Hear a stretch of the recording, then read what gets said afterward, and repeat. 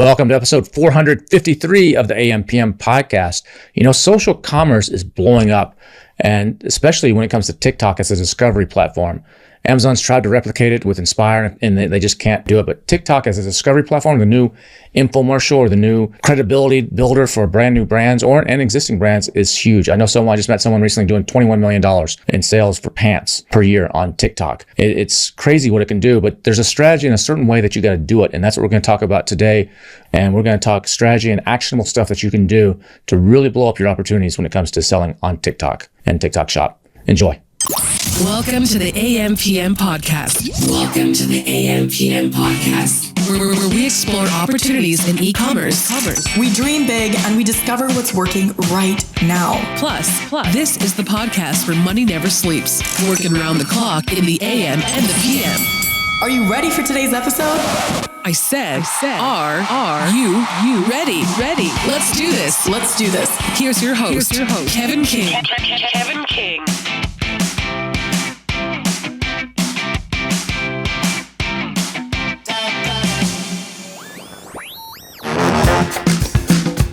Thinking about selling on TikTok Shop? Or maybe you are already in it and you're ready to scale. Unlock all of Helium 10's brand new TikTok Shop tools with our Diamond Plan. Everything from bulk Amazon to TikTok listing conversions to instant Amazon MCF fulfillment. Best of all, you use the code TT10 to get 10% off Diamond for 6 months, even if you've used a coupon before. So go ahead and upgrade and let Helium 10 do all the heavy lifting for you so you can focus on what really matters. For more info on our new TikTok Shop offerings, visit h10.me/TikTok. I'll see you there. It's one of the hottest things that's out there right now. Everybody is talking about TikTok and TikTok Shop and how there's people are making just crazy money. And I just met someone at the time of this recording just last week that's doing $21 million a year on TikTok Shop. And they're doing zero on Amazon. Zero sales. They don't even exist on Amazon, but they're doing $21 million on TikTok Shop. And so I know a lot of you have been hearing about this. A lot of you are worried about what's going on in the TikTok Shop world. Is TikTok going to even exist? How do you figure out what's selling? How do you figure out who to deal with on influencers? And we have one of the guys from Yuka on today, Sohun Asaka. How you doing, Sohun? Doing good. Yeah, excited to be on here and talk more about TikTok Shop. So this TikTok Shop, let's get a little background. I don't know how long have you been working with TikTok? I actually been working on it almost since it started. Worked on the agency side, managing brands on TikTok Shop before I came to Yuka in about 2023. So really early days since the platform started to kick off in the US. So it started back in about 10 years ago as a karaoke platform, right? Called Musical.ly or something like that. So I remember hearing Gary Vee talk about, I don't know, maybe it's 2015, 2016, 2017-ish, somewhere around in there, talking about something called Musical.ly. He's like, this is going to be the next hot thing. All the kids are on there. And then I went and looked at it. It's like, okay, yeah, I can see if you're a teenager, you might want to be on that. I didn't pay attention to it. And then I think it was 2018 or 2019, I was in Miami at one of Grant Cardone's, one of his silly little 10X conferences or whatever. And I went to a party, and a friend of mine was like, introduced me to some guys. So like, hey, have you checked out TikTok? I'm like, what's TikTok? And I didn't know it was the rebranding of Musical.ly, but I was like, no, I haven't. So I looked at it. I was like, oh, this is pretty cool. And ever since then, TikTok has been like when I can't fall asleep or when I'm bored, it's actually what I watch. I don't use it as a search engine. I don't use it in a way a lot of the younger generation does, but it's kept me entertained numerous times. But since then, it's blown up. I mean, so you've seen the rise of TikTok. If you were on the agency side, and now you're on the inside. Yeah. Now I'm on the tech side, TikTok Shop partner. We talk to the guys at TikTok a lot, and my generation calls it doom scrolling. So just being on TikTok endlessly and the algorithm sucks you in. It's just really powerful because you're getting people who just are spending time on social media, like a good time of their day, just on social media. And now you just have a really easy way to market to them and talk to them, right? So what is it about that algorithm? I mean, that's the big controversy right now. I mean, that it's so good that the U.S. government a year ago banned it, basically, and then Trump was on board originally to ban it, and it helped him get reelected because it was so good at helping to get into his audience. So now he's like, I don't know, We just had last week, June 19th was one of the deadlines, and it got extended again. So he's given it time to work this out. But that algorithm, a lot of people say, well, if TikTok sells to Amazon or to Oracle or to whoever may end up buying it at some point, the Chinese are like, the algorithm doesn't go with it. That algorithm is our secret sauce. And it's not going with it. What is it about that algorithm? Like you just said, the endless doomsday scroll that just makes it so addictive and compelling versus Reels or Instagram or YouTube Shorts or Facebook. Why is it so powerful? What is it that it does that the others just can't seem to put their finger on?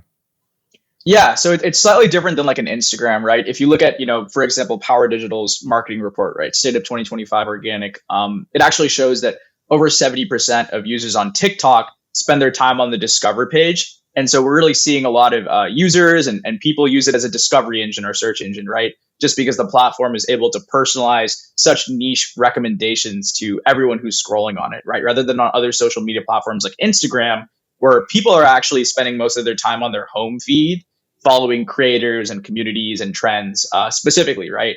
Not necessarily on the explore page to the highest degree as TikTok. So the fact that people are always discovering, if you insert any sort of like sponsored content or make that video very frictionless or easy to purchase on, is very powerful from a demand generation perspective. And that's why people are really looking at TikTok Shop as the number one social commerce platform right now. I mean, TikTok Shop has been booming. I mean, and a lot of Amazon sellers are like, you need to be on TikTok. But if you look at, and TikTok has been growing. 170 plus million people in the U.S. I think it's actually a lot. The U.S. is not its biggest market. China's its number one market. It's a different name over there, Douyin. But in Indonesia is its biggest non-Chinese market, bigger than the U.S. A lot of people don't realize how big it is in Indonesia. But it's growing, but it's still small when you put it in perspective to Amazon. Amazon did GMV of about 700 some odd million in 2024. TikTok did, it depends on what numbers you believe, somewhere around 15 to 20 million. And I'm sorry, billion. I said million. I meant billion on that. It's 15 to 20 billion. That's a weekend for Amazon. That's not that much, but in perspective, when you hear someone like this, people I just said, selling pants for women, doing $21 million a year out of their warehouse in Houston, selling pants, reselling pants, basically. It's not even their own brand. That's just, it wakes up people, gets people's attention. So the power of TikTok is crazy. Yeah, it's insane. And when you think about the organic lift that comes after, right? Like if you think about the customer acquisition cost as opposed to like using a ton of Amazon PPC spend to acquire the customer first, right? This whole pay later after the sale is done makes it a lot more cash flow efficient on the business. And it's really a growth channel you can layer into like your omni-channel business, right? Like TikTok, Amazon loves TikTok because of like the off-platform traffic that it's driving, right? The brand referral bonus, that ranking boost, right? So it's not just like TikTok Shop as a closed-ended channel versus Amazon, but TikTok Shop as a lever in terms of your omni-channel engine, to drive more growth to your D2C and Amazon. And it is still like, 1 year into its development, right? Comparing it to Amazon, who's had almost a decade, to really develop as a marketplace isn't always fair. But if you look at the compound aggregate growth rate and how it's pacing, I think, based on the research I've been doing, it should be pacing towards a 80 million total addressable market in the US right now. So it is still growing fast, but definitely not the same purchase volume as Amazon right now. You said 80 million addressable market? Yeah, so right now there's done 80 billion in total transaction. 80 volume, billion, right? Not million. 80 billion. Sorry, Okay. 80 billion. Yeah, 80 billion. Yes, because right now it's already sitting at around 15, 20 billion, but it's pacing towards 80 billion. And with the rise of the ShopMy's, the Shopify collabs, and the Flip apps, and social commerce just starting to develop as a whole, I can see that number getting a lot higher as customers get more accustomed to purchasing on these more deal-focused marketplaces off of Amazon as well. Well, Amazon's primarily a buying engine. It's a marketplace. You go there, you kind of know what you want to buy. Most people, I mean, there are some that go in there and randomly, window shop and look for stuff. But for the most part, people are going there with an intention. I need to solve a problem. I need this particular item. I'm going to buy it on versus TikTok. You're going there to be entertained. And oh, by the way, here's something that's pretty cool. Here's this cool gadget or cool pair of jeans or this cool whatever. that you didn't know about. TikTok knows how to target that based on everything else you've looked at. I always say that if you want to know somebody, if you're dating, if you're going on a date, first thing out, you're at Match.com and you're meeting for coffee the first time. One of the first things I'd say, if this looks like it's going to be serious, like, can I borrow your phone for a second? I want to look at your TikTok scroll. And if you look at their TikTok scroll, you're going to know everything about that person, whether they're into girls with big boobs walking down the street, or if they're into puppies, or if they're into cats, or if they're into astrophysics, or into controversial stuff. You're going to know because that feeds it, and then it knows what those type of people want to see from a product point of view and the influence point of view. And it's a powerful thing. Amazon tried to copy that with Inspire, and some of their stuff, and they just can't make it work.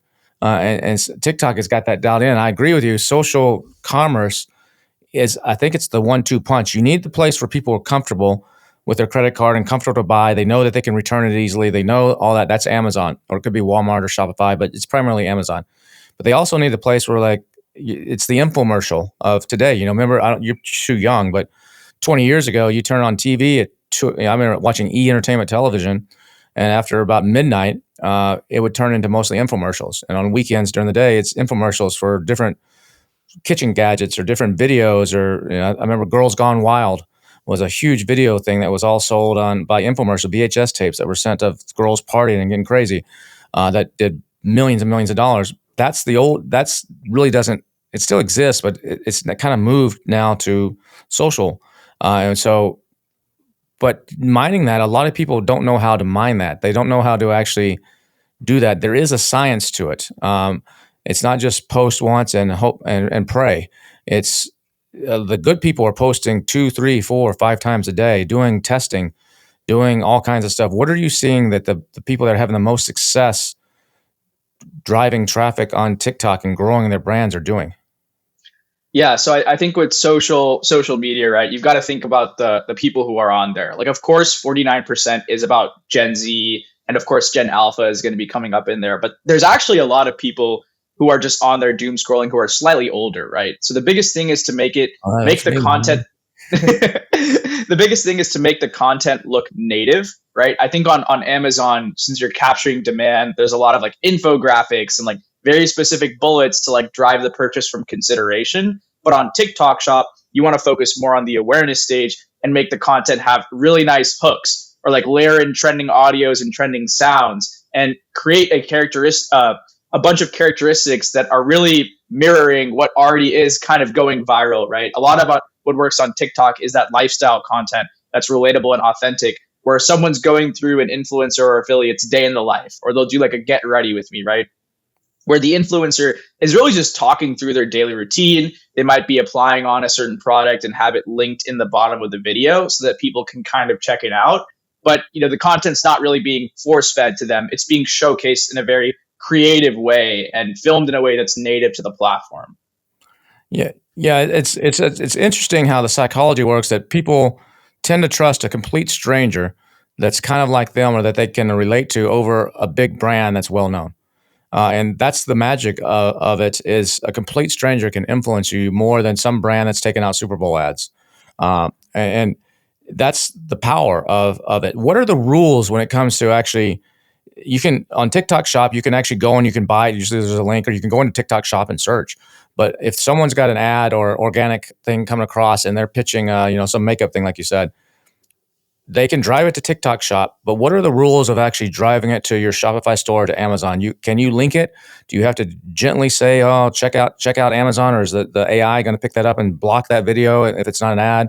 What are the rules in actually driving traffic besides TikTok Shop? What are the rules?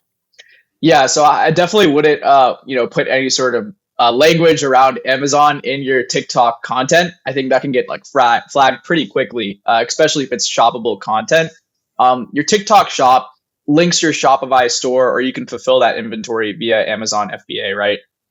So from there, it's really just about how can I make it convert within TikTok Shop. Like that's really the advantage of TikTok Shop as opposed to Amazon. Because like if I were to choose as a consumer where I want to make the purchase, I would choose Amazon a lot, just because I know it's super trusted. I'm going to get my product very, very quickly, and the return policy is good, like you said, right? But with TikTok Shop, because I can just purchase within the video without having to leave to Shopify or go to another destination, in Amazon, that's really the value add. So you just click on a link. It's actually embedded in the video at the bottom, and then you make the purchase straight from there. Yeah, it's pretty. I've bought quite a few things off of TikTok, and it's pretty well integrated. And you click a couple times, and if you got your stuff saved, just like you do on Amazon, it's done. I mean, in like 1-2 clicks, and then you're right back into your doom scroll. You don't got to navigate around and like, where was I or what was I looking at? It'll take you right back in, which is it's brilliant. And the discovery mechanism on there is just it's crazy. So what's the difference between when someone runs organic? And I go out and my buddy, just, my wife, I don't know. My wife goes on and she shows herself. She's just posting, here's me doing my makeup, and then versus someone taking that and creating an ad around that. What's the difference in the reach or the strategy on that? Yeah. So, I mean, with any sort of like off-platform affiliate marketing, I think like a really big pain point is attribution. I mean, I think from anyone who's ran any Amazon affiliate marketing campaigns with those Amazon attribution links, like the attribution is a little bit poor. So with TikTok Shop, because you're solving and keeping it all within one platform and it's in the video, like, you know exactly where the customer is purchasing and the purchase is happening within the platform, the attribution and measurement is just like a lot better, right? And TikTok ads traditionally aren't super great at conversion, compared to like the ROAS you get on a Meta. But the CPM is a lot better because TikTok is more of a discovery brand awareness platform, right? So if you look at industry average CPMs on TikTok versus industry average CPMs on Meta, it's often like several times lower. So if I'm running like a TikTok, to D2C strategy and my goal is brand awareness, maybe that would make sense. Alternatively, on TikTok Shop, you can use what are called Spark ads and take an existing content with that shoppable video link embedded in it and just set it towards a brand awareness goal. And the benefit there is that the purchase link is still happening, within that video, right? You don't need to go through multiple touch points off somewhere else. And you still have that brand awareness goal, so you can hit a slightly lower CPM. Now, there's two types of ads on TikTok, right? There's Spark ads, and what's the other? Ad Max? GMV Max. GMV Max. And then there's live shopping ads too. What's the difference between those? Yeah, so GMV Max is essentially like think of it like an Advantage Plus, like for Meta, but like on steroids, right? It's like a very automated ad type that does very rapid creative testing on every single video with a shoppable link on there out there, right? So whether it's organic, whether it's an influencer ad, anything out there with a TikTok Shop video link is put into that ads engine and just tested.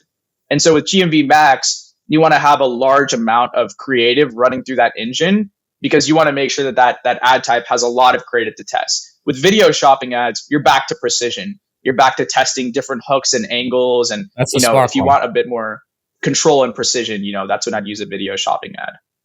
So in the Spark ads are the precision ones? Taking a user's content, getting their permission to actually, can I run this as an ad, and you're going to make a little bit extra commission, but I'm going to put the ad dollars behind it because it worked organically, basically. And you're picking the ones versus GMV Max it's the algorithm is you're spitting up, here's 10 different ways to sell this product. It's going to figure out which one of those works best and double down on that.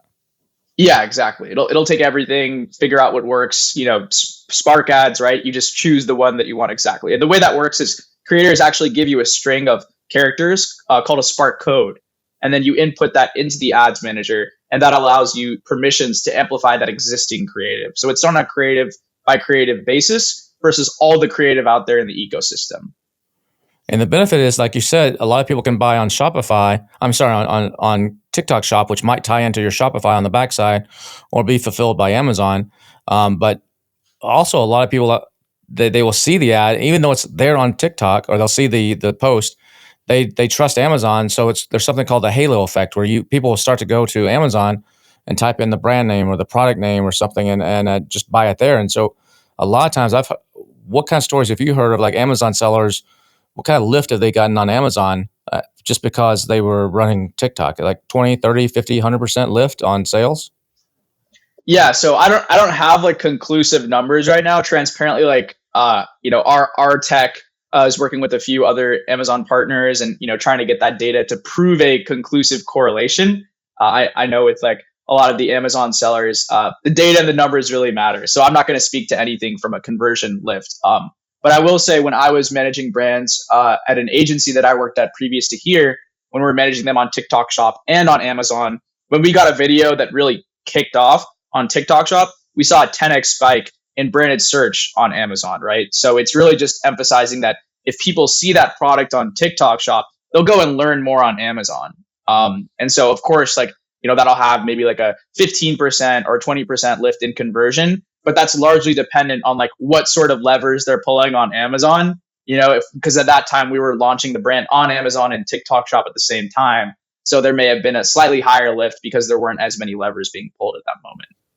I mean, one of the things I like about TikTok Shop is in the data transparency. So if I'm trying to get an influencer on Instagram or on YouTube, I've got to go and I've got to do my research, look at how many followers I got, what's their engagement rate. There's tools that will show you this kind of stuff, but I have no idea if these people can sell or not. They may tell me, here's a client, I did X amount, and they're asking for their fee or whatever up front because of something. But on TikTok, it shows me right there. It says, this is what this creator has sold through TikTok Shop.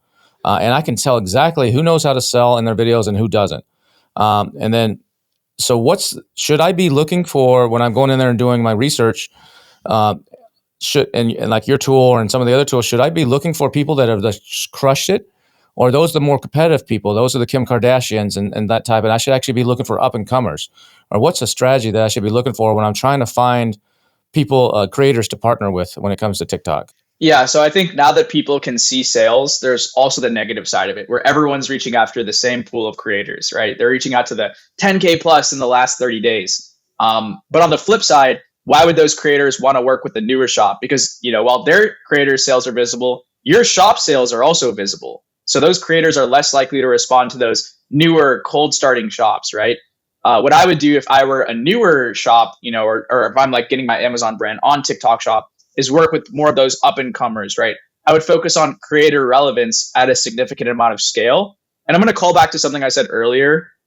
TikTok is a discovery platform, a discovery engine, right? So follower count, sales, that's a good proxy, for someone who's likely to sell, but it's not conclusive because 80% of people are spending their time on the discover page. So you want to look at people who are creating relevant content and are up and coming for your brand, right? Or for your category, and then get them to post as many times as possible and turn them into ambassadors. And I would rather have 1,000 of those guys than maybe 10 of the Kim Kardashians, who have generated like, millions in GMV or things like that. What are the keys to getting an influencer to respond to me? Is it the personalization? Is it that I'm offering a bigger commission than someone else? I had a guy speak at my $1 Billion Seller Summit. He actually won Best Speaker. And he has a process because he's like, so many people just want free stuff on TikTok. And I'm sending out 1,000 messages, and 50 of them or 100 of them reply back, and I end up sending them a free sample of my product, and 1 or 2 of them actually do something. So he's got a process where he puts them through a 30 question questionnaire before he will send them anything. And most people won't do that. He said that actually a lot of people are like, no, the heck with you, I'll go on to the next guy. But the people that do it, he knows they're serious, and he knows that they're going to end up doing something. And he's done very, very well with this process of weaning them out and actually seeing who is actually really going to do something. So what are you seeing actually works? Because a lot of people are always afraid to give away too much. I'm of the opinion, like if I'm using influencers, I would stack them. I got a new product I'm launching. I would be like, hey, I'm launching this new protein, vegan protein powder on July 15th. From July 8th to the 15th, I want to do this promotion. I want you to be posting every day from July 8th to the 15th. And I would be like, okay, I'm going to give you 100% commission on everything you sell. And whoever sells the most, I'm going to give you a free cruise, or I'm going to give you an iPad, or I'm going to give you something like some of these big, I'm going to have some sort of contest. And I'll give away the whole farm just to get the cycle going, because I know there's going to be a halo effect on Amazon. I know that's going to go viral. It's going to get shared. And then I would take a targeted audience. And if I had 10 influencers doing this, I would take them and run Spark ads or the Max stuff behind it, just so to a select group of people, like a targeted 10, 20, 50,000 people, so that in their feed, they're constantly seeing this like, oh my God, this is going crazy. Everybody's talking about this. And I would create some sort of campaign. Are people going to that level? I know, or just the sophisticated brands, and the average Amazon seller is just not doing much. Yeah. So funny enough, you hit on a point that's we just launched our roadmap and sort of where I see the acquisition of creators heading to. So I think everyone is doing this, X amount of commission and free product. And I've seen people lever up that commission like 50, 60%, but creators just aren't interested. So what I think would work very well is actually reaching out to creators and inviting them to a contest. And within that contest, you just simply explain to the creator, if you post 3 times, we're going to pay you cash. And that's your creator acquisition lever. And what's interesting about that is on one hand, you have creators that aren't even guaranteed to post at all, because they just have so much going on. But then on the other hand, you pay $20 maybe, right? And you get that creator to post 3 times. Your 3 times is more likely to have a video, a piece of content that could be boosted by ads. You're more likely to have an engaged creator. It's an ambassador that you can involve in your newsletter and community program. And that message is super differentiated from all the other general messages. So that's what I see working best. That's where I think sellers are going to be headed. The reason why people haven't been doing that is because it takes a lot of manual work to track and automate payouts of contests at different tiers. And with TikTok Shop, the scale can eat you alive if you add that on top of your scope. So like what we've done is we've automated the tracking, analytics, payout, collection of usage rights, Spark code collection as well. And then you can invite creators into a recurring contest or incentive program and guarantee that certain posts per creator. That's where the future of outreach is really heading. So that would help too if I'm a brand new product that I'm launching. I have no track history. So when they look at my GMV on TikTok, they're like, this guy's never, I don't know if I want to sell that. I don't know if it'll sell. But if I give them a flat fee and say, look, you post 3 times, I'll give you $25 a post, at least they know they're getting $75. And then if it actually sells, then they're like, oh, holy cow, I sold 22 of those, also got an affiliate commission off of that. All right, I'll do this. And that kind of starts that whole flywheel of then other creators will pay attention and you can get the ball rolling. So you're saying that's a good strategy to do. How many creators are really charging right now? Are a lot of creators through your program saying, okay, I want a flat fee? Because I remember 7 years ago, there's this company called FameBit and a couple others before TikTok really took off. And you would go to people and you would pay them $200, $500, $1,000, $10,000 to actually post once or twice or 3 times. And there wasn't really an affiliate commission for a lot of them. There was, but have those days gone away and it's mostly affiliate based now, or is it a combination of affiliate and flat fee in a lot of cases?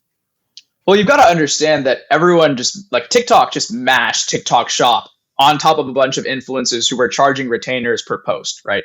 Everyone was doing flat fee per post on TikTok, besides like some of the influencers who, use like Commission Junction or like other things, right, to do affiliate.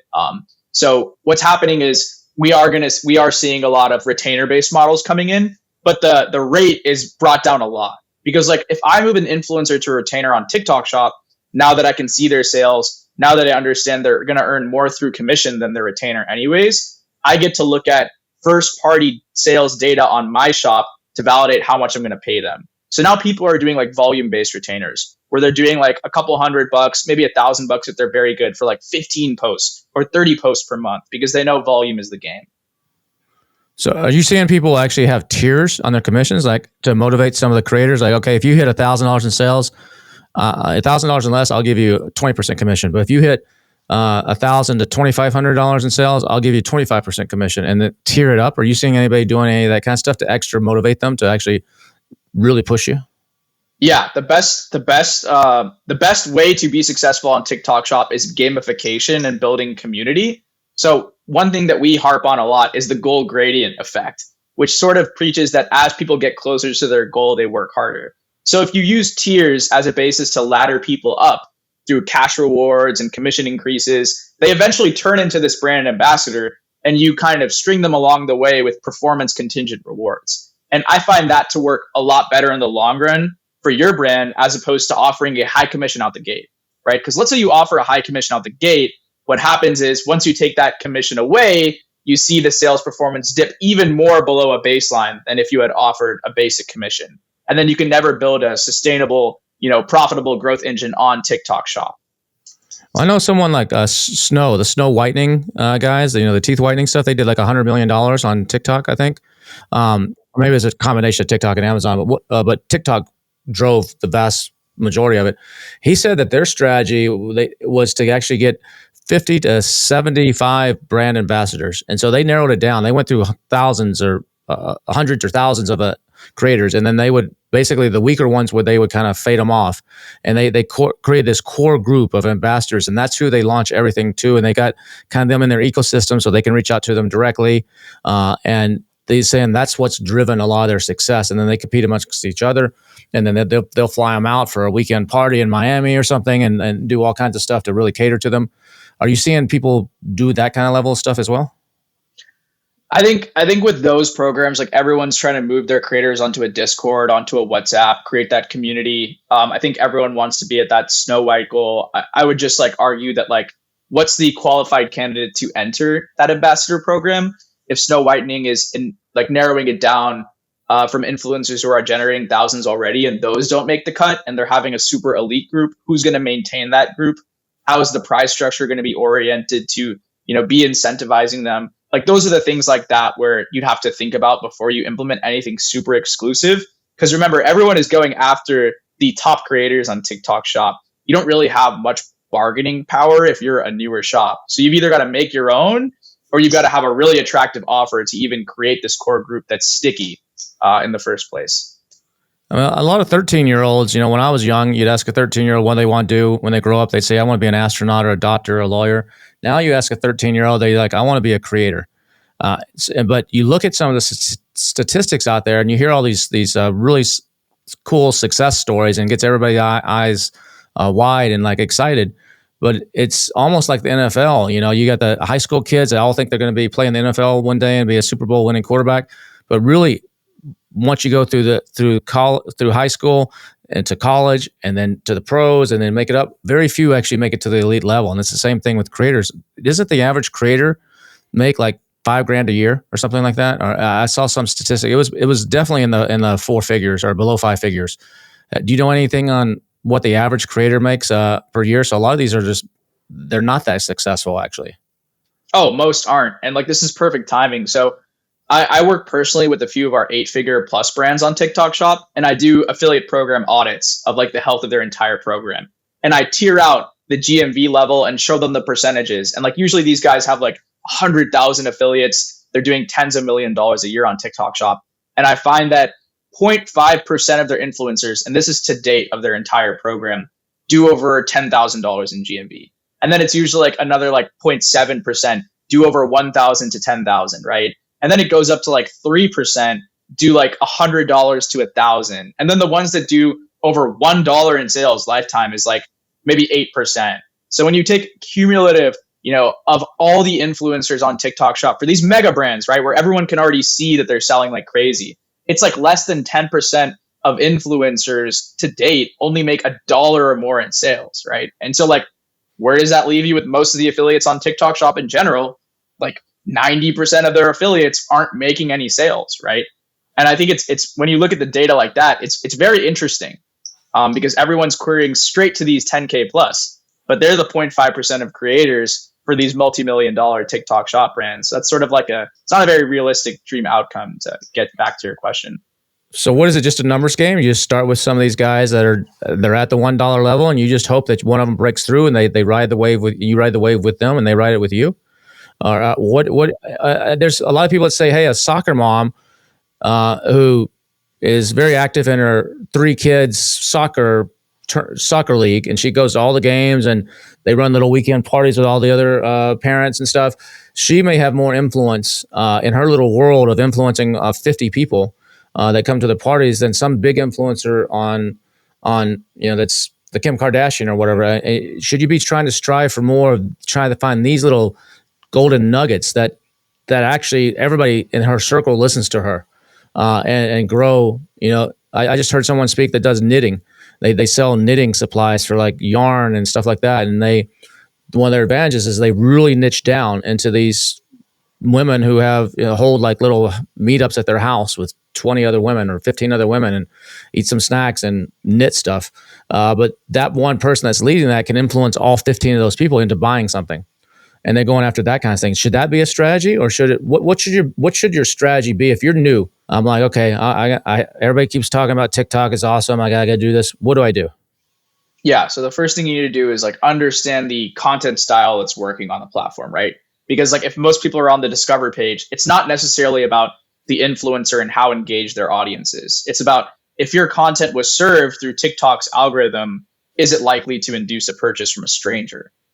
So the first thing I would do is do a competitive analysis, get on Yuka, pull all the top hooks, selling points, and content styles for similar products that are trending in real time. I'd go and do research on hashtag basis, as well as the content style basis to figure out ways to creatively showcase my product and create my first creative brief. If I have a baseline as a brand and I understand my customers' pain points, I have a list of non-branded search terms I pulled from Helium 10, for my Amazon brand, right? I'd plug those in and figure out how does my product translate into niches on TikTok? And then what's a creative format that can help solve a problem for those people in that niche?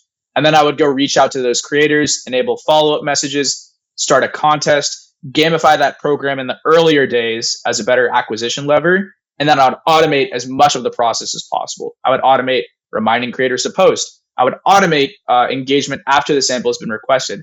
I'd automate the tiering, invitation, collection of Spark codes, and usage rights so that as it grows, it's easy to scale. What about AI in the video? Should I be using real people, or there's some tools, and I think TikTok even allows you to do this. They'll create some AI based stuff for you now. What are you seeing? Is the AI stuff comparable to the human based stuff, or is lagging behind or crushing the human based? What are you seeing there? Yeah, so that's also something we're working on and testing. I would say in terms of like a 0 to 1 video generation for long form content, I would still stick with real people, because after a certain amount of time, you can kind of feel that there's something off and that this isn't a person. However, if you're running a meta ad, right, and you want to use a hook where it's like 8 seconds of an AI generated person, with the technology out there, you just can't tell that it's AI. And it's a very cost effective way to get creative and get started without sending hundreds of pieces of product out. How strict is TikTok on claims and stuff? On Amazon, you can't say this helps you lose weight, or you can't isolate certain nationalities, or you can't, this is for brown skinned people. You can't really say that, or this is for, overweight people that need to lose weight, or this is for depression. How tight is TikTok on rules and claims and regulations and stuff like that? You got to really have it buttoned up. Yeah, they're pretty tight, especially if you want to spark it and run ads on it. Of course, that's even more tight. Like, you can't make dramatic claims saying if you use this cream, everything's going to be 100% better tomorrow, right? Like that wouldn't work. There is a bit of distance, right? Since you're working through creators rather than promoting through the brand handle, there's a bit more flexibility, right? Because TikTok doesn't allow you to review and stop the creator's content. They'll just make that creator video not shoppable, or like that creator video can't earn dollars on it, right? So that there is some distance. It's a little bit less strict there, right? But if you went from the brand handle and made those claims, you would get violations on your account, and you could actually be sometimes outright banned very, very quickly. I think on Amazon, like sometimes they'll give you a warning, but sometimes on TikTok, if you just cross the line that one time and try to go straight into some more like gray hat stuff, like boom, you're out. So just be careful for sure. What do you see working? You look at a lot of brands. You said you're helping a lot of these 7-8 figure brands. What are you seeing that's like a trend on right now? What's the hot, like 1 or 2, 3 things that this kind of hook or this kind of video style is just really taking off? And maybe people should take a look at that. I mean, that's very like brand dependent and industry dependent. I would say the hot tactic right now is maximizing post rate per affiliate, right? Getting the affiliate to post more than one time. And what I'm super gung ho about, and I work with these brands closely on, is running a contest where it's very easy to hit that first reward, but you get the affiliate to post at least 3 to 5 times. And if you can increase your post rate per affiliate, and then you can also increase your GMV per affiliate by layering in different hooks and selling points that we're sourcing via AI, and push those through levers through gamification, that's what's going to increase sales in the long run. I think with these bigger brands right now, they've gotten to such a high place by sampling so high, but they have tens of thousands of creators who aren't really moving the needle. I think the biggest thing is going to be re-engaging them through gamification to post 3 to 5 times. And then you're going to see a huge halo, right? Because you're 3 to 5xing your entire brand awareness, and you're not paying until it happens. So why are some of these people, like you said, 97% are not making it, or making a dollar, or 92%, you said 8%. 92% only make $1 or less as an affiliate. Is that because they have no reach? Is that because the algorithm, they posted one video and the algorithm just didn't give it any love, and they're like, this doesn't work. I'm going to move on to something else. Why is that? So what's or do they just create bad videos and they're not good at sales or psychology? What makes a good creator? Be able to actually sell your product. Is it they come from a sales background? Is it they come from a psychology background? What is it that makes them a good creator? Yeah, so I think fundamentally with TikTok Shop and social selling, what's great about it is you're able to get everyday people to promote your content so it's more authentic. But on the con side, they're not professional creators. They might not know how to edit videos super well. They don't have a decade of content creation experience doing pay-per-post jobs for big brands, right? So their content creation skills as a whole are a bit lower. And then I see with these brands affiliate programs, like if you look at Bloom's affiliate program, right? It's actually not as consolidated to the top percentage of creators. There's a more even spread. And what I hypothesize with that more even spread is the brand is doing a better job to educate the affiliates, right? So if you think about affiliates who don't have a blueprint to create content from versus affiliates who have the, Bloom starter package where they're able to see exactly what video blueprints have generated thousands of dollars last week and all they need to do is just copy that. I think that's going to help creators do a bit better, right? Having some sort of starting point or basis as opposed to just leaving it in the dark because these creators are newer. So you're saying you should actually try to dictate what the creator does? If I'm brand new and I just got 10 guys that said, okay, I'll promote your product, send me a sample. Do I send them just a sample and say, all right, good luck? Or do I send them a copy of my Amazon listing, or here's the 10 bullet points that I want you to focus on? Here's a script. Or what do I do? I would recommend sending something like this to creators because if you think about the creative process, it's very ambiguous. Like even if I said, hey, create a testimonial type content for me, that could mean 1,000 different video variations. And that's analysis paralysis for the creator, makes them not get started, and they might not even post. So you do need to give them some sort of launching point. I would word it as inspiration rather than a requirement. Like give them some ideas off of what's worked well, and then let them, render or take that idea and do it in their own way. Do you see some sellers that want to approve everything? They want to micromanage everything on their brand, or do you see a lot of just let them do their thing, get the hell out of their way? Or you see a lot of brands that are super worried about, they're going to misrepresent us, or they're going to bash us, or what if they don't like my sample and they do a negative video on this? What are you seeing on that side?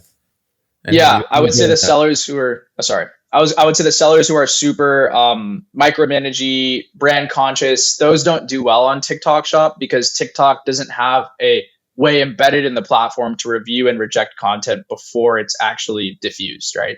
And if someone sends like a really big long list of requirements saying you can't say this word, this isn't FDA compliant, that's stifling the creator sensitivity, and that doesn't tend to work well. But you still should be talking to the creator. People still want to feel like recognized. People still want to feel like there's a good relationship with the brand there. So you should be talking to them. I think a mistake a lot of people make is they assume that the video that's made for YouTube, I can just lift that up and put that on TikTok, and I can put that on Reels, and I can put that on Meta. And that's usually not the case. What kind of tweaks, or besides dimension stuff, the basics, what kind of things do you see that are different between the platforms versus dealing with creators that are focused on different platforms? I think just to simplify it, let's go like people who try to take Instagram into TikTok. I think like since the aspect ratios and the formats between reels and videos are very similar, there's an easy pitfall to fall into. So on Instagram, I see the content being very millennial coded, very aesthetic, right? You're like, especially like think about if you're following a Pilates brand on Meta, right? The entire profile page is very like use certain colors, have like very nice branding, make it look very pretty and aesthetic, right? And when you try to take that content onto TikTok, the user is looking for something very relatable, very authentic, very raw and natural. And like that curated aesthetic completely falls short. So when I see people try to repost all their Instagram content onto TikTok, it usually doesn't work unless they're already socially driven. On the flip side, if you take any of your TikTok creative and you cut it up and try to use it onto meta ads or things like that, that really works well. We see a lot of our sellers actually trying to incubate and test TikTok videos to then use on Meta as their creative.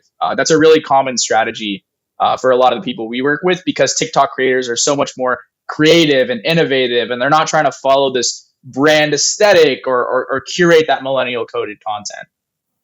So what's going to happen with TikTok? Where's it going? Is it going to stick around? Who's going to buy it? What's going to happen? What's the inside feeling at at Yuka, because if it goes away, Yuka goes away. Or that's why you're going to Instagram. Like, okay, let's hedge our bets here. But what's your gut feeling on what's going to happen?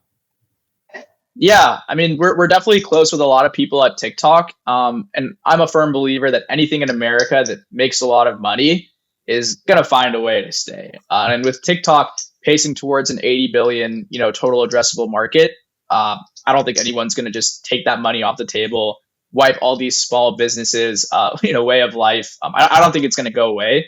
Of course, like with like consumer sentiment, like people are a bit more apprehensive because like the government just keeps kicking this decision 3 months down the road, right? So we are expanding to Instagram, and that's one of our goals, anyways. It's not because of fear that TikTok's going to go away. So I firmly think it's going to be here to stay.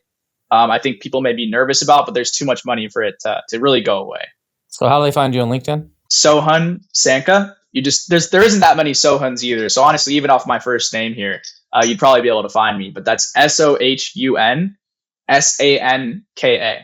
Awesome. Well, hey, I really appreciate you coming on today, Sohun, and speaking, telling us about TikTok, Yuka, and stuff. This exciting times with social commerce. I think it's going to be no matter what happens with TikTok, it's the hot thing right now, and it's I think for discovery, it's the new number one way for new product discovery out there. Yeah, and thanks so much for having me on. It was great questions, and really appreciate you making the time. You can see from this discussion, social commerce is becoming a much bigger component of your total mix of what you got to do to actually sell when it comes to e-commerce, whether that's on Amazon, Shopify, TikTok Shop, Walmart. Social commerce, especially TikTok, is a major opportunity now. Hopefully you got some good insights and some ideas from this episode. That's our goal here at the AMPM podcast. And if you want more of this kind of stuff, make sure you subscribe to my newsletter. It's billiondollarsellers.com, billiondollarsellers.com. It's totally free every Monday and Thursday. Brand new, actionable, tactical stuff, the latest tools, resources, news, what's happening in the Amazon and e-commerce, and especially the AI world that's affecting a lot of what we're doing. See you again next week with another episode of the AMPM podcast. Take care, everybody.